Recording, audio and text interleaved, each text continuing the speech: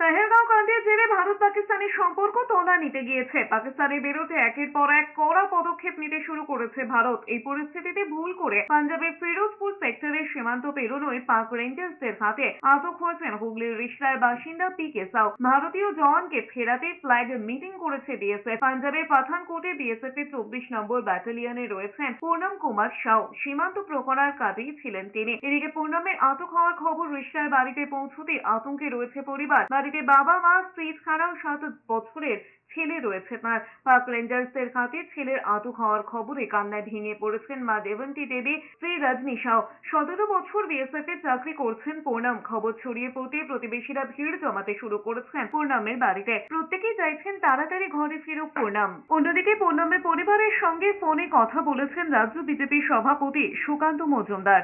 দেখুন, যার হাত থাকুক, প্রত্যেককে শাস্তি দেওয়া হবে, চিন্তার কোনো কারণ নেই।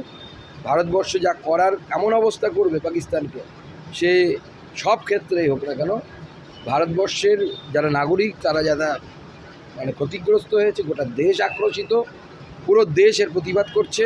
এবং আমার মনে হয় ভারতবর্ষের মাননীয় প্রধানমন্ত্রী নরেন্দ্র মোদীর উপর ভরসা রাখুন। এর আগেও মাননীয় প্রধানমন্ত্রী দেখিয়েছেন গোটা বিশ্বের সামনে ভারত কারোর সামনে মাথা নত করে না।